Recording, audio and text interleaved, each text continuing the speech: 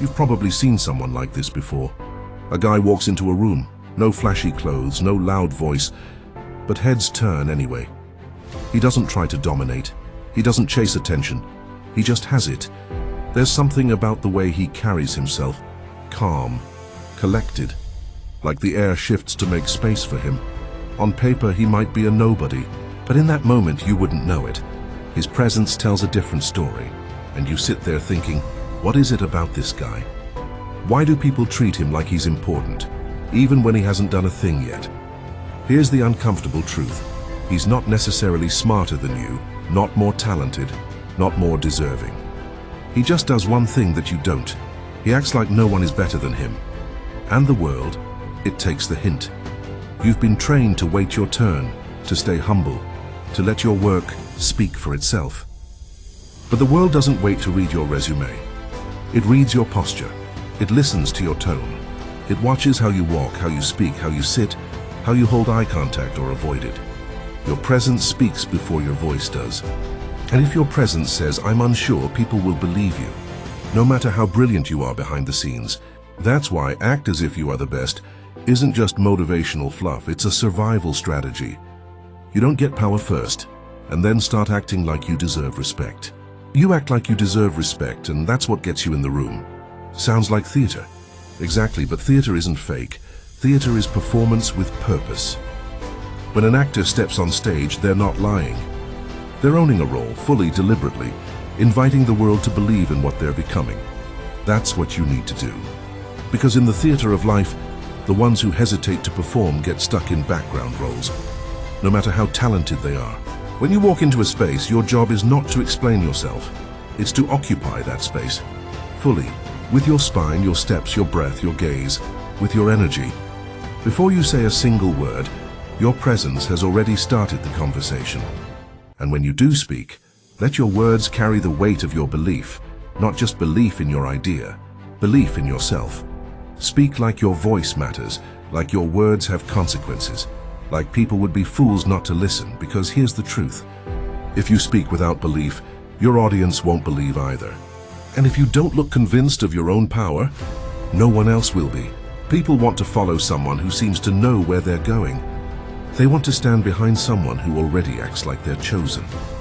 They want to hand the crown to someone who already walks like they're wearing it. So act. Not because you're arrogant, not because you're faking anything, but because you finally understand this game. And you're done sitting on the sidelines. You don't owe the world your humility. You owe it your presence. And if you don't claim your space, someone else will. And chances are, they'll be far less deserving than you. Still wondering, what if I'm just pretending? What if I act confident and someone sees through me? Here's the twist, everyone's pretending, even the most powerful people you admire. At some point, they were just like you, unsure, nervous, making it up as they went.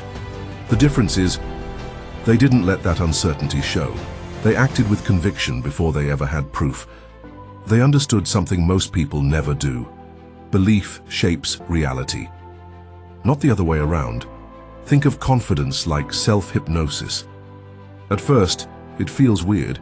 You stand tall even though your legs are shaking. You speak up even though your voice wants to tremble. You hold eye contact even though you want to look away. But the more you do it, the more your body learns, the more your voice adapts, the more your energy catches up with your act. That's not deception, that's transformation. You're not lying to the world. You're teaching it how to treat you. And more importantly, you're teaching yourself who you're becoming. Because every time you carry yourself like a man of value, you start to believe it. And once you believe it, others follow. That's how reputations are built, not on truth, but on consistency. The world doesn't reward the most talented. It rewards the most consistent signal. If you project the same image every day, people will eventually accept it. They stop questioning, they start repeating it. And eventually, your myth becomes your identity. You've seen this happen. A man walks into a room with quiet certainty. He doesn't brag, doesn't even say much. But people make way for him. They defer to him. Why? Because he assumes power. And assumption is contagious. It spreads like scent. People feel it before they understand it. On the flip side, you've also seen the man who walks in unsure of his place. smiles too much, shrinks into himself, tries to be agreeable, tries to take up as little space as possible. And what does the room do? It forgets him. Not because he isn't worthy, but because he told the room without saying a word, "You don't have to respect me." This is the quiet disease of self-erasure, and it is a choice. You can choose to shrink, to defer, to wait until someone taps you on the shoulder and says, "You're good enough now." Or you can choose to stand as if you already are. You don't need permission to start acting powerful. You act powerful, and the permission follows. The world will treat you exactly the way you treat yourself. So when you walk into a room, stop playing small. Don't look around waiting for someone to recognize your greatness. Walk like it's already understood. Speak like your words matter. Move like the room belongs to you, not because you want to dominate others, but because you finally refuse to disappear. Because that's what you've been doing, isn't it? You've been holding back, lowering your voice, shrinking your energy, making yourself smaller so other people feel more comfortable. And what did that get you? Respect? Appreciation? Recognition? No. It got you overlooked, dismissed, forgotten. And worst of all, it trained your nervous system to believe that being invisible is safe. But the truth is, being invisible is dangerous. Because if people don't see you, they can't value you. If people don't feel your presence, they will never take you seriously. This isn't about being loud, this isn't about being fake, this is about being seen fully, deliberately, without apology. Because when you start showing up like that, people don't just notice, they start to respond. They lean in when you speak, they hold eye contact longer, they second-guess themselves in your presence. And here's the wild part. You won't even have to say much, because true presence is silent power. It's not about running your mouth. It's about how you make people feel when you enter the room. It's about how grounded you are in your own skin, how little you need from others. That's what makes people pay attention. We've all met someone like that. They walk in with this quiet tension, like they're not looking for approval. They're just observing, like they're measuring the room. And the room knows it. There's no desperation in them, no over-explaining, no trying to impress. And that is what makes them magnetic. When you're the one who doesn't need to be liked, you become the one everyone tries to impress. Because most people are stuck in the opposite mode. They're too eager, too available, too damn obvious in their hunger for validation. That energy is repulsive. It smells like weakness, and people can smell it a mile away. So if you've been wondering why others don't treat you with respect, ask yourself, have I been broadcasting neediness? Have I been trying to earn attention instead of commanding it? That subtle shift from asking to owning changes everything. Own the moment, own the space, own your worth before anyone else does, because if you don't, someone with half your skill and none of your depth will take your place. And they'll do it confidently, not because they're better, but because they decided to act like they were. Confidence is a decision. It's not about feeling ready. It's about showing up even when you're not. That's the paradox. The people who look the most confident are often the ones who simply refuse to doubt themselves in public. It's not that they don't have insecurities. They just don't put those insecurities on display.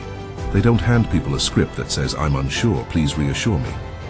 Instead, they write a different script. "I'm solid. I know who I am. You'll either see it or you won't. Either way, I'm good." That's the energy that gets respect. You don't beg for attention. You attract it by becoming someone who doesn't need it. And that takes practice. Start small. The next time you walk into a room, pause. Breathe. Let your shoulders drop. Lift your chin. Lock eyes with someone just a second longer than usual. Say less, move slower, smile less. People think being liked is the goal. But the real goal is to be taken seriously. You can't be everyone's favorite and still be respected. At some point you have to choose, because the man who is always liked is usually the one who never says what needs to be said. He avoids conflict, plays it safe, keeps the peace even when there's a war in his chest. But respect? Respect comes from being willing to make people uncomfortable. Not by being cruel, not by being arrogant, but by being honest, by being straightforward. By standing firm even when it would be easier to bend. That's what makes people look at you differently, not because you dominate, but because you don't flinch. And over time, That kind of steadiness builds your reputation. People stop testing you because they know what they'll get. A man who isn't swayed by moods. A man who doesn't need applause. A man who acts the same in every room because he doesn't change himself to fit in. That's rare, and anything rare is automatically valuable. But here's the thing about value. You have to believe in it first. You can't wait for someone to say you're important now. You decide it. You write it into your body language, into your presence, into the way you sit, stand, speak, and respond. And eventually people stop questioning, because your conviction is louder than their doubt. You walk into a room and they feel it. This guy's different. They don't know why, but they start treating you accordingly. That's not luck. That's not charisma. That's presence. And it's something you build by being deliberate, by being intentional, by rejecting the part of you that still thinks you need permission to show up like you matter. No more apologizing for taking up space. No more second-guessing your tone. No more shrinking your voice to seem humble. You're done with that.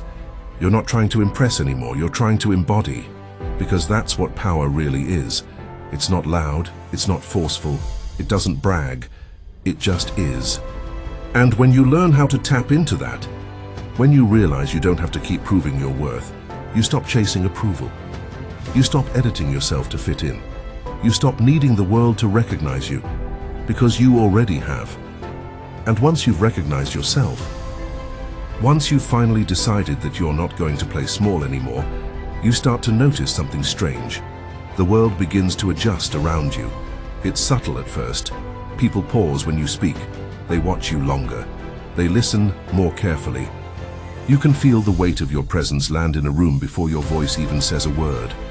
And for the first time, you realize it was never about being the loudest. It was never about being the most liked. It was about becoming the most grounded.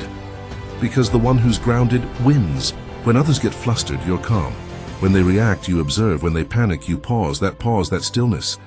It's one of the most intimidating things in the world. Because stillness signals control. It says, I'm not rattled, I'm not rushing, I'm not desperate. And people pick up on that. They feel it, even if they can't explain it. Stillness makes people rethink how they approach you. It forces them to slow down around you, to mirror your rhythm instead of dragging you into theirs. That's real power. Not in chasing, not in convincing, but in letting people adjust to you. But let's be honest. Getting to that level of presence isn't easy. Because everything in your environment is designed to keep you reactive. You're trained to jump at every notification, to respond immediately, to seek approval constantly, to explain yourself even when nobody asked. And over time, that need to react becomes your default setting. You forget how to sit with silence. You forget how to watch without rushing to speak. You forget how to own a moment without scrambling to fill it with noise. So here's the shift. You don't respond immediately anymore.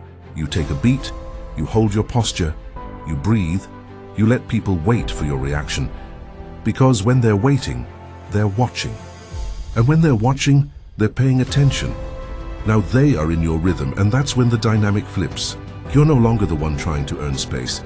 You are the space, and if someone doesn't like that, if they get uncomfortable around your silence, your calm, your unapologetic presence, let them. That discomfort they feel, it's their own lack of control being reflected back at them. You didn't cause it. You just stopped cushioning it. You stopped softening your edges to make them feel okay. And now they have to confront the fact that you are no longer bending for them. That's when respect shows up. Not the fake kind, not the polite smiles and small talk, the real kind. The kind that makes people choose their words more carefully around you. The kind that makes them bring their best selves to the table. Because they know deep down this isn't someone you waste time with. But understand this too. Respect comes with resistance. When you stop shrinking, some people will get uncomfortable. When you stop performing for approval, some will pull away. They'll call you arrogant, difficult, too intense. Let them. You're not here to be digestible. You're here to be undeniable. And that requires some people to fall away. Because as you rise into your presence, you naturally threaten those who've benefited from your absence. They liked you better when you were agreeable, when you said yes to everything. When you didn't know how to say no without guilt, but now you say no like you mean it. Now you hold your boundaries without flinching. Now you speak without rushing to soften the blow. And that kind of self-possession, it's a filter. It separates the ones who respect your energy from the ones who only tolerated you when you were smaller. Let them go. Because real power doesn't cling. It doesn't chase after lost approval. It doesn't explain itself to the uncomfortable. It doesn't need to convince anyone. Real power sits in silence and watches. It knows that the ones who are meant to stay will rise to meet you, and the ones who can't handle you, they'll drift, and that's a gift. Because now finally you're building your life around people who see your value without needing you to hide parts of yourself. But here's what might surprise you. When you start carrying yourself like this, like someone who's already enough, you don't just gain respect from others. You start respecting yourself on a whole new level. You stop tolerating half-hearted conversations. You stop chasing empty praise. You stop breaking yourself into pieces just to be palatable. You start living like your time matters, like your energy matters, like your presence is a resource, not something to give away for free. And that shift, that internal respect, it changes your posture, your tone, your rhythm. And suddenly, you're not waiting to be chosen anymore, you're choosing. You're walking into rooms like you belong there. You're speaking like your words carry weight. You're making decisions like your future depends on them, because it does. And the people around you, they can feel it. They don't see someone trying to prove himself. They see someone who's already decided. And that decision? It's louder than anything you could say out loud. It's in how you move, how you pause, how you stare down discomfort and keep your back straight. Because once you stop needing permission to take up space, you start owning it. And that's when the world starts to treat you differently. Not because you became someone else, but because you finally showed up as the version of yourself that was always there, buried beneath all the second-guessing, the shrinking, the apologies, the fear. And that version of you, he's a problem. Because he doesn't chase, he attracts, he doesn't ask, he decides. He doesn't fold, he stands. And when he walks in the room pays attention. By now, you're not just thinking differently, you're moving differently. There's a quiet finality to you now, like you've stopped hoping things will change and started becoming the change. And you'll notice that people can feel it before you say a word. You enter the room with no apologies, no eagerness, no performance, just presence. A kind of presence that says, I don't need your validation, but I notice everything. That alone is magnetic, because most people are ruled by the fear of being disliked. You're ruled by something else now, you're ruled by alignment. If it doesn't sit right in your gut, you don't do it. If it doesn't match your energy, you walk away. If it doesn't respect your time, you don't explain. You just leave. And the world scrambles to adjust. They start to second-guess how they treated you before. They start to wonder what they missed about you. They start to notice you. But by then, you're not even looking for it anymore, because you've learned something crucial. It's not about being seen. It's about seeing yourself first.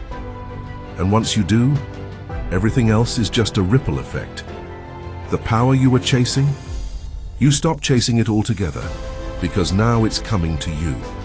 Opportunities start appearing out of nowhere. Conversations feel more deliberate. People treat you like you matter, because now you treat yourself like you matter. And here's the twist. When you operate like this, when you stop over-explaining, over-apologizing, over-performing, you actually give other people permission to do the same. You become an anchor in the room, the person people feel safer around, not because you're soft, but because you're solid. You're not overcorrecting anymore. You're not walking on eggshells. You're not filtering your essence just to be palatable. You've accepted your intensity. You've embraced your directness. You've made peace with being misunderstood. Because you finally realize being misunderstood is a small price to pay for being free. And once you're free, nobody can put you back in the box you crawled out of. Not family, not friends, not former versions of yourself trying to pull you back into old patterns. Because the man you are now, he doesn't play by the old rules. He doesn't ask, do they like me? He asks, do they respect me? And if the answer's no, he doesn't argue, he doesn't beg. He just exits. And that exit, that's power too. Walking away from what doesn't honor you is just as powerful as walking toward what does. Because in this life, energy is currency. And if you keep spending yours trying to fix, prove, chase, or please, you end up bankrupt emotionally, mentally, spiritually. But when you get selective, when you treat your time like a luxury product, something only the aligned get access to, you stop leaking power. You start building it. You walk into places and people feel it. That weight, that gravity, that quiet storm energy that doesn't need to raise its voice to be felt. And the best part? You don't owe anyone an explanation for it. You're not playing small anymore to make others feel tall. You're not toning yourself down to blend in. You're not softening your boundaries for people who wouldn't do the same for you. You're finally living like your presence is a statement, and it says, I'm not afraid of being too much anymore. I'm afraid of being less than who I really am. And that's the difference. That's what separates the people who spend their lives being tolerated from the ones who walk through life being respected. So if you've been wondering how to gain that presence, how to become someone they can't ignore, it starts here. Decide that you are done performing. Decide that you're done apologizing for your standards. Decide that you're done handing out your energy like samples in a mall, and instead, move with intention, speak with clarity, sit with stillness. Because the ones who move like they don't need to be liked end up being loved the deepest, and not by everyone, but by the right ones.